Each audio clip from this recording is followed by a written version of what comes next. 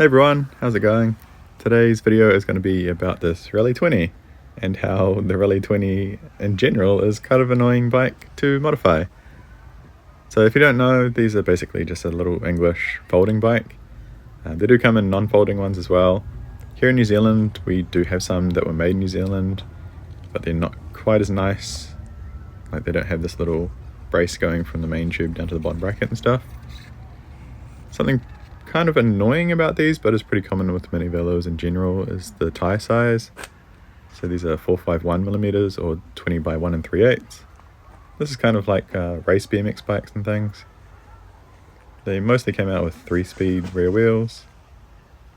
I think in the United States these were 20 by 1.75 or somewhere around there.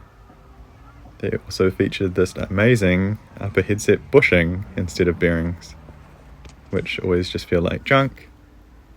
Not only that, but these English bottom bracket cups are 26 TPI, as well as being a little bit extra wide. So this one measures about 76mm wide, which is just ridiculous. So in order to throw a regular bottom bracket in there, we got to rethread it, then trim it down a bit. So 76mm. The New Zealand ones measure about 70 or just over 68, I think. This one's not in the worst shape, but I've certainly seen them a lot tidier than this. Just a bit of surface rust and stuff. So pretty easy to fold. You just undo this and then just fold it in half. Not as cool as the Brompton fold, but it'll get the job done. So this is going to be an airport bike for me, so I can just throw it up in a bag and get it going. That's it, all folded. Not the most elegant fold, but does the job. So we're going to be changing out the wheels to regular BMX wheels, which is 406mm. Be fixing up this hinge here. Just needs like some extra washers and tightening and stuff. Did come with fenders as well, but I think being a travel bike, it's going to be a little bit difficult. Like I don't want to have to take the fenders off every time I put it in the luggage bag. I've built this rear wheel up for it, which is a Nexus 8-speed with a roller brake. Rocking a 20 by 1.95 tyre in the rear. Also going to be changing out the headset. So we're just going to run like a regular headset, top and bottom. These bushings just old and stiff and just not the nicest steering feel. Luckily just a regular 1-inch pops straight in there. They do have a bit of a weird notch, but you can just throw a regular 1-inch headset cup in there, all good. Also going to be rethreading the bottom bracket and putting in a sealed square taper unit in. Respacing the rear end to fit that Nexus hub. And a couple other little modifications. So the threadless headset that I've got coming hasn't shown up yet, so we're just going to put a sort of a bodge setup. So we'll modify a threaded upper portion to slip over a threadless steer tube. Huge shout out to Darcy down in Wellington for modifying this fork for me. So this was originally a threaded fork and he welded on this extension. So it's got like a plug on the inside and welded on. We're going to be using that fork so it can fit wider tyres, and it's also got V-rake or cantilever brake mounts, so you can run like a decent fork on the front. Something that really lets down the Raleigh 20 frames is the braking situation. So you have to run quite a long reach caliper brake, which they just don't really work. So some people do like drop brackets and stuff, but we're going like a bit of a different route there. Full rotation. So these are the cups that came out of the bike. As you can see here, this is a regular bottom bracket cup, and it goes in a little bit of the way, but then it starts binding up. So we've got to rethread that. It goes in a little bit of the way because the threads are the same size, but they're different spacing. So it doesn't become an issue until you get it in a few millimeters. What makes it really awkward is these bottom bracket shells are just terrible. All of the ones that I pulled out, I've only pulled out a couple, but they've got these steps in them. So this is the tool, this bottom bracket threading tool. This is technically a chasing tool. I got this off Chain Reaction before they stopped shipping to New Zealand. Only a couple $100, so I don't matter too much if I mess it up really.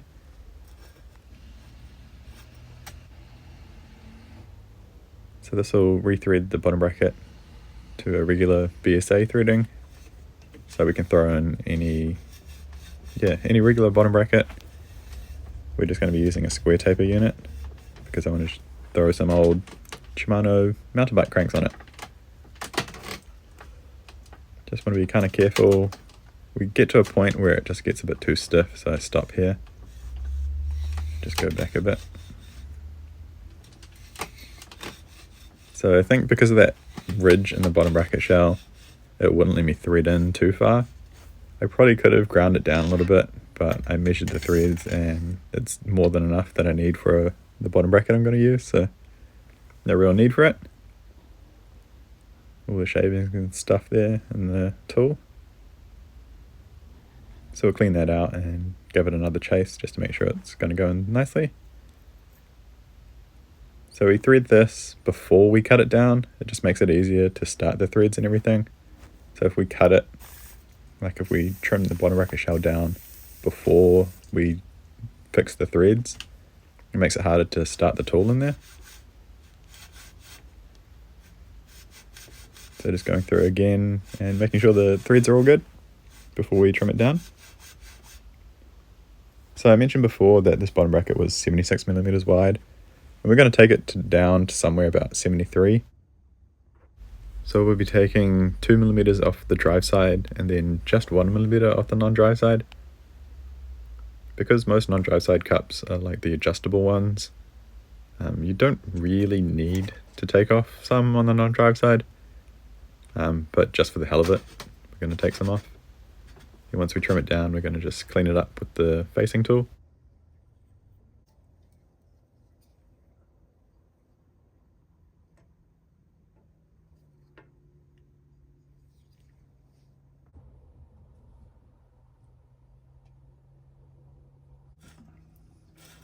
I'm going to take great pleasure in cutting this frame, because fuck Raleigh and their stupid Raleighness.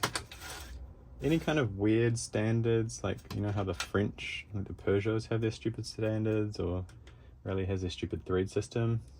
Any chance I get where I can like cut their frame or destroy a frame or just stick it to their stupid standards, I'll take it. I'll gladly take that opportunity. Bucket. Hacksaw time, yeah. So there's a few ways you can do this. I went with the hacksaw because I'm a lot more confident that I can get a nice cut with the hacksaw. You can use the angle grinder, but that's kind of quick and a bit easier to sort of overshoot. I had a lot of fun cutting this bottom bracket shell down. I think I also had like a fresh blade as well. It was kind of awkward to cut this because you're up so close to the frame. But I just took it slow and sort of traced my line around and then trimmed it all off. So I just made sure I was inside my cut line, and I just sort of went around halfway and then just cut all the way through. Pretty happy with it. Pretty even cut. Just took off a little bit here, but not too bad. Yeah, not completely square, but pretty good. Just file down like a little bit more, and then use the facing tool to clean up the rest. On the non-drive side, I think I just filed off a little bit. It was kind of unnecessary, just taking off 1mm, but just makes the bottom bracket look like it's in properly. So we're just under. And just cleaning up the facing tool to get down to the 73 that I was aiming for, making sure that it was all square and stuff. It's pretty good. It's kind of just the best thing for the bearings to use the facing tool to chase it in the end. It's feeling pretty smooth there. There are some bottom brackets that have adjustable cups both sides though, so in theory you wouldn't really need to trim the bottom bracket shell if you used one of those. I've got a couple like Italian sort of higher end bottom brackets that are like that. I think I actually have an old Shimano one that has, I can't remember what the number on it is. I've got an old Shimano that has 2 adjustable cups. Anyway, moving on to the frame tidying up. Really like the finish of it. I didn't really want to do too much to it, kind of just get rid of some of the surface rust on it. This is just like rust staining that you can see here on the top of this tube. Don't know whether to call this the top tube or down tube or main frame tube. But we just used some cutting compound. I did try some lighter polish, but it didn't really do much to it. So the cutting compound is quite aggressive. I wouldn't use it on a frame. I was, trying to restore normally because it's quite aggressive and it can cut through paint pretty easily. But just using it on this frame because it doesn't matter too much. So that did a pretty good job at cutting through that rust staining there. It would actually look really cool with a nice new paint job, but I really like this colour of it and the look of the original decals, so just going to keep it as is, and it sort of prevents people from stealing it. So I tested out one of the spray cans that I had just sitting around, and it wasn't an amazing match, but it was pretty close and good enough, I don't mind like a bit of contrast between the fork and the frame. So just giving it a bit of a scuff here and throwing on some primer. And then remembering I should put some masking tape on the brake bosses. I think this is Spray Dot Bike's frame prep. It's kind of like an etch primer, but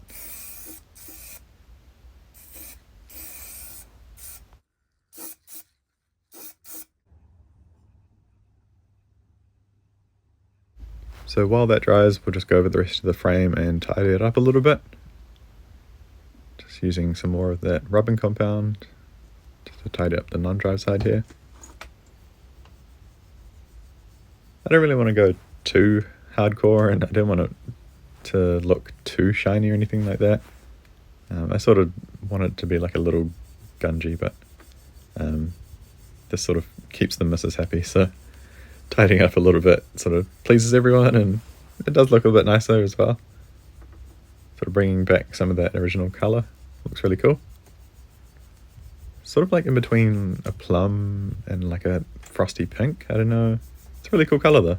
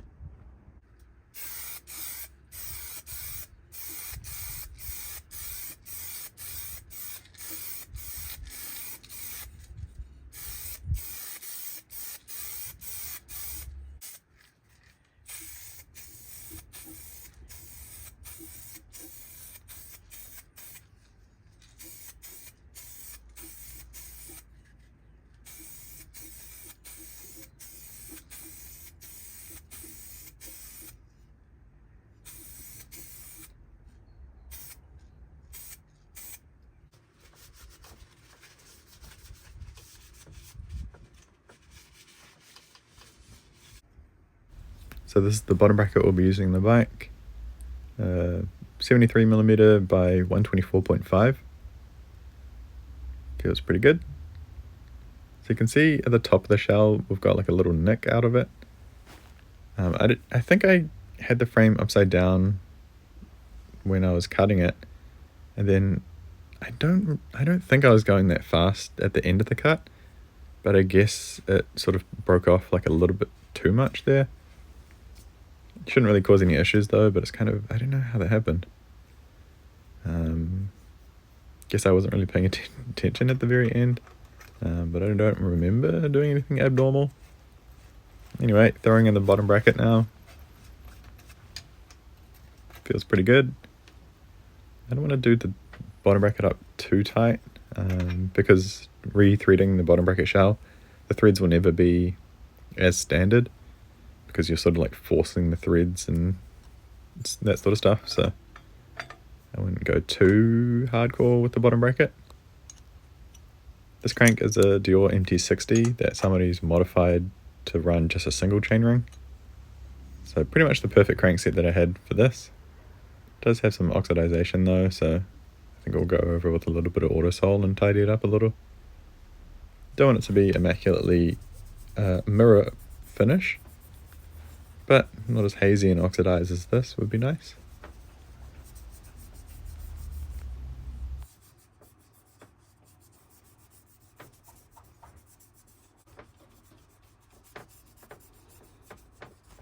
So once it had like a little bit of a shine to it, I thought I'd stop there.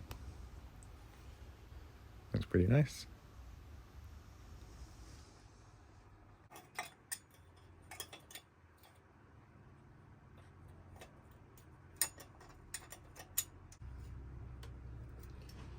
So this is a 38 tooth that I think I'll probably change out.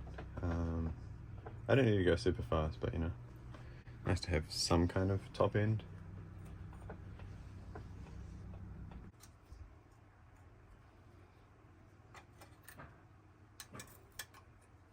So now that I've done a couple of rides on the bike, actually I've probably done a couple of Ks on the bike, but after a few rides I changed the rear cog to a 17 tooth. Most Nexus 8 speeds come with an 18 tooth. But we kept the 38 tooth on the front, now we're rocking a 17 out back, and that's probably the best ratio that I will need for this bike. I've got a couple of really steep hills that I have to get up from the airport, and I don't want to go too high because otherwise I'll be pushing the bike the whole way up. And I'm slow enough even just riding it, so in hindsight, throwing in that star nut, I could have just used the 1-inch spacer for the stem. I didn't think of it until afterwards though, because I do have a star nut tool, but I thought, it's for 1 1/8, it's not going to fit properly. But yeah, didn't use my brain there. We got it in there okay, just had to sort of straighten things up. Wasn't too bad. So just modding out the top nut now. This is the upper portion of the headset. I'm just going to use this temporarily. I've done this a couple of times and it seems to work pretty good. So just taking out the threads of the upper portion. Don't tell any people that are really into like old road stuff, but this is a pretty nice Shimano 600 headset that I modified. I will go and use this on another bike that I need this for anyway, so not a huge deal. So now we're just sorting out all the spaces and stuff that we need to make this work. So just a couple of spaces here, and then the star nut is going to compress the headset nicely. Handlebar we've got for this bike is a On1 Mary sweep bar. This is a really cool little handlebar. Really similar to the Nitto Kite. This is the Nitto Kite that I've got on top.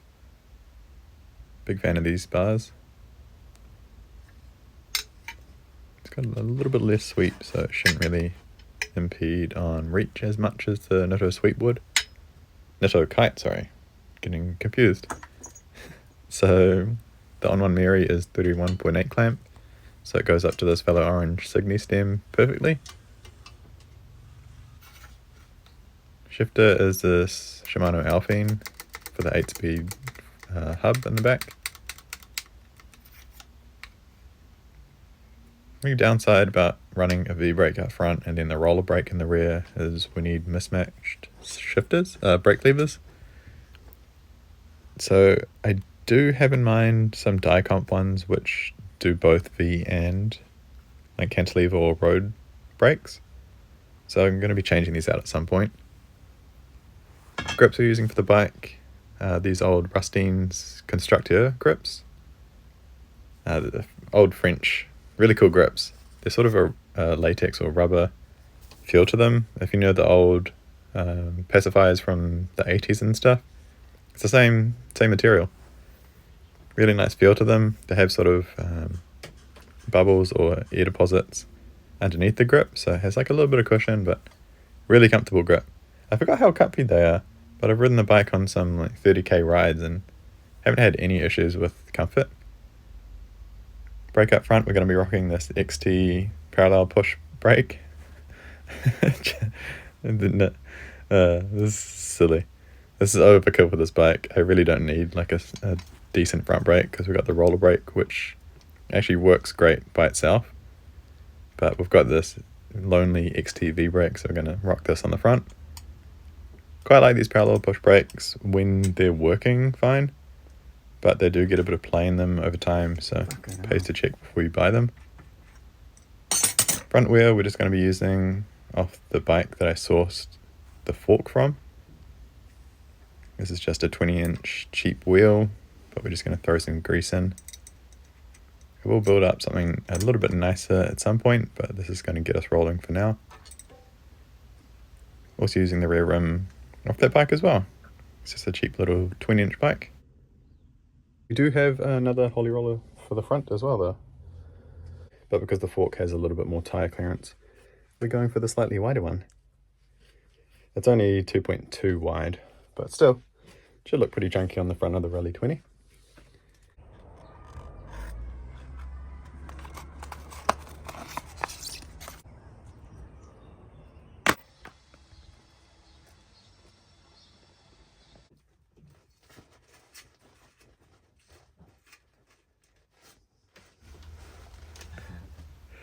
I really wanted Holy Rollers for this bike.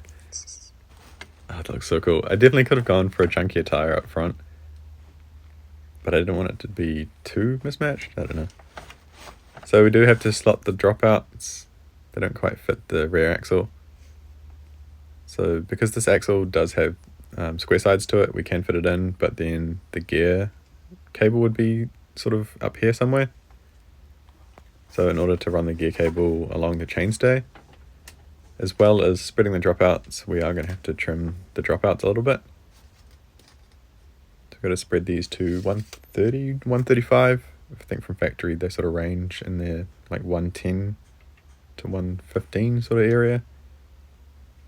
So this is the location washer, what are they called? Anti-rotation washer, the Nexus hub. So we're basically just going to file down the bottom of the dropout until that nut can fit in, the washer can fit in, sorry. So we're doing the bottom because the front or the top side of the dropout is used for alignment basically, because you drop the wheel in and then the weight of the bike pushes the axle upwards. So by trimming out the bottom, we're not going to mess around with alignment or anything like that. Just creating some extra space. Doing that for both sides and then throwing the wheel in to check. And it looks all good there.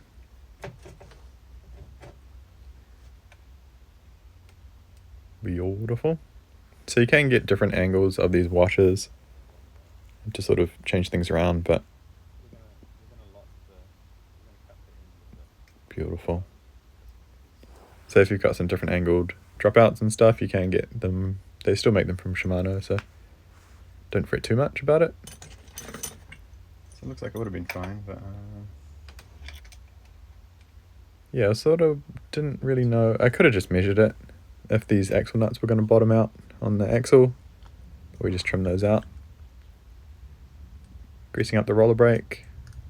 One of the few brakes that needs grease in it. They end up squealing and turn to dust if you don't grease them. I did service the hub back when it was on another bike. To service the Nexus hub, you basically just pull out one side and then the whole unit comes out and you just dip it in some ATF, then throw it back in. Pretty easy. Then greasing the hub, just pulling out that bung and then just squirting a bunch of roller brake grease in. Pretty straightforward, really. We might dimple in that. We might dimple in that seat stay a little bit. So we could dent that in a little bit. We won't know until it's all sort of tightened up if it's going to create drag or anything like that. So we'll just leave it as is for now.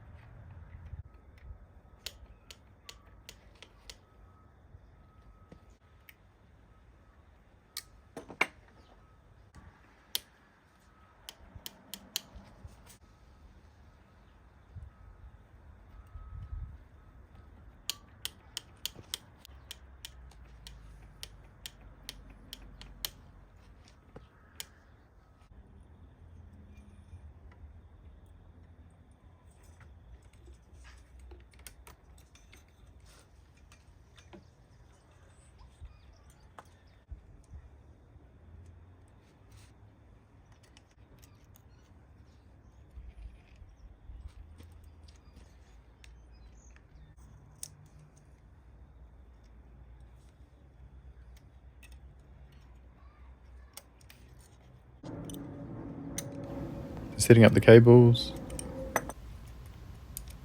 The Nexus hub is pretty easy to adjust the gears for. Basically, you just throw the cable through, get like a little bit of tension on it. Then it has a bit of a window. And the tricky part can be if the window is too fogged up where you can't really see the lines in there. But basically, you put it into it's 4th or 5th for the Alpine 8-speed. All the other ones, it's sort of just midway along the range. So you can see that little yellow line there. Just going to shift it up through the gears until, yep, and then we can just adjust the cable tension to get that lined up. So on the shifter, there'll be 3 numbers.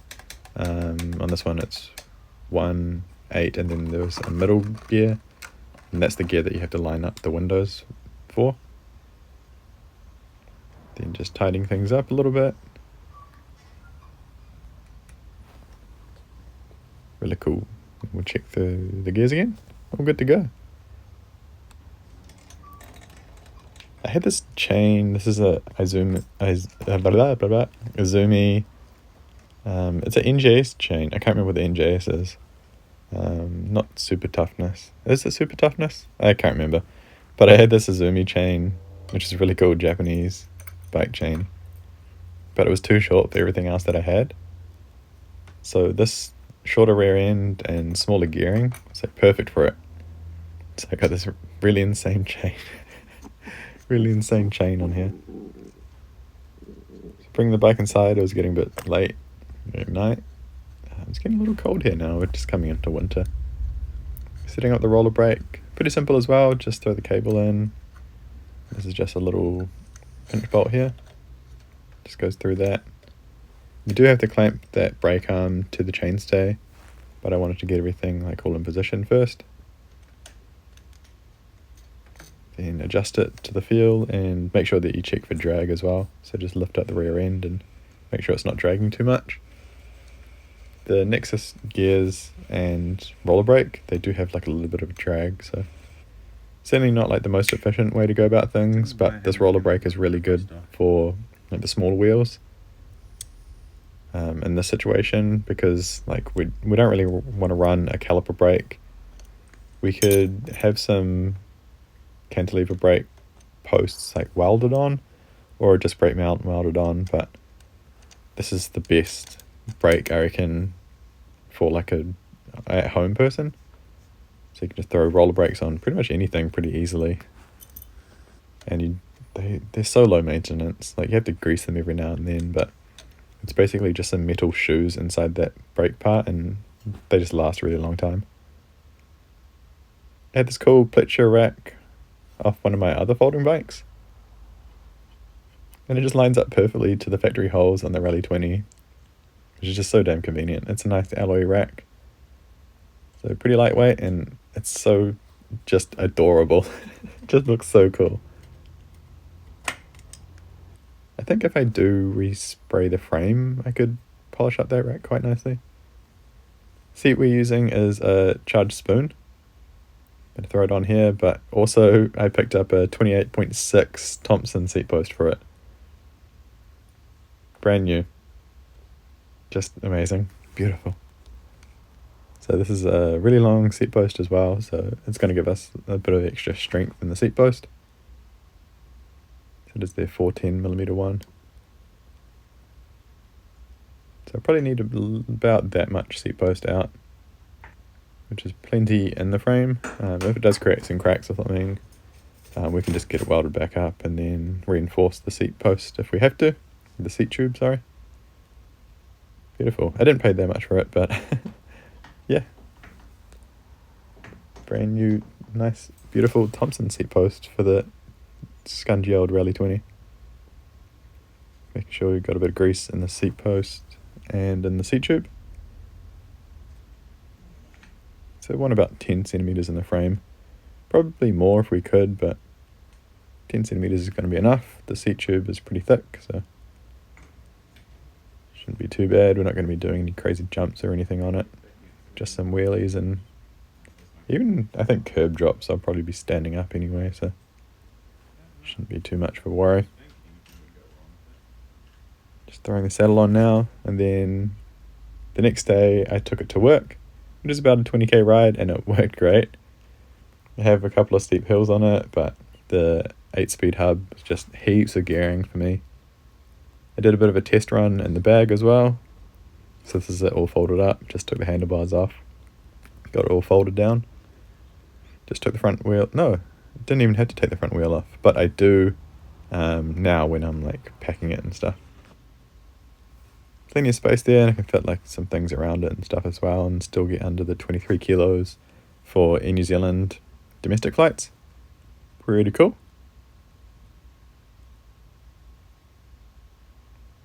So at the end of the week, this first week, so it was probably the 4th ride or something with the bike. It was from Green Bay out to Auckland Domestic Airport. So I took off early in the morning with my bunch of shite on the back. Went for my little ride. It was pretty cold in the morning, but this is the Mangere Bridge towards like Mangere Bridge Township. It was a beautiful ride in the morning. Really fun. Took me a couple of hours to get out to the airport, but really nice ride, especially when the weather's like this. And we ended up in Invercargill. I took her for a few rides around there with my partner. It's pretty grey down there, but really beautiful scenery and stuff. This is through Queen's Park.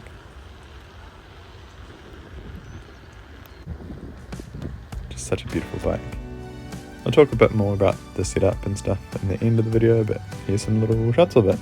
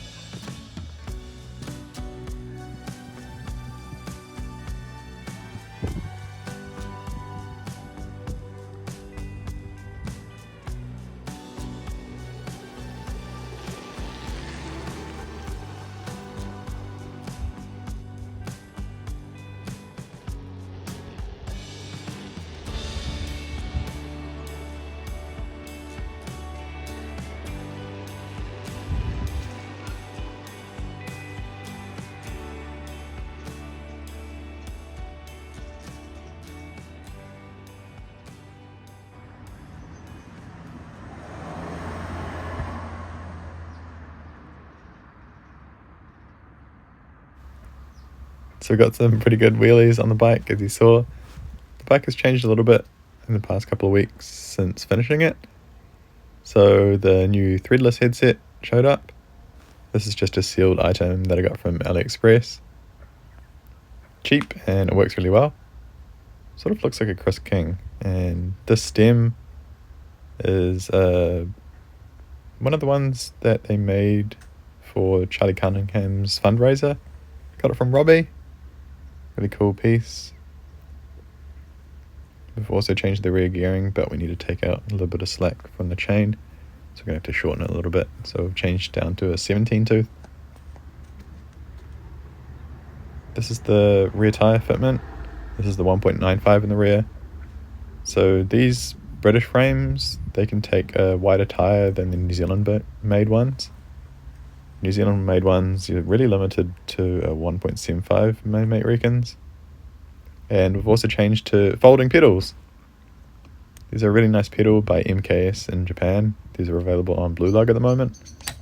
These are the MKS FD7 wide version. Really nice folding mechanism. I went for the wider one because I got big feet. And I don't think the wide ones, like the mechanism, should be the same width, right? So I don't think when folded there'd be any size difference.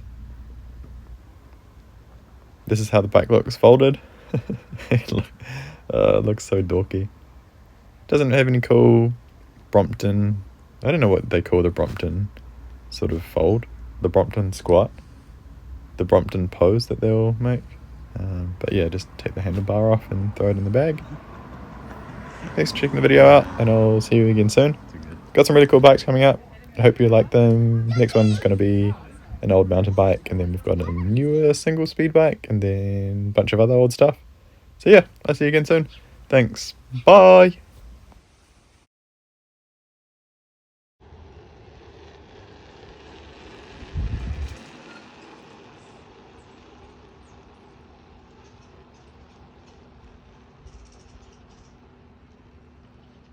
I'm going to take great pleasure in cutting this frame.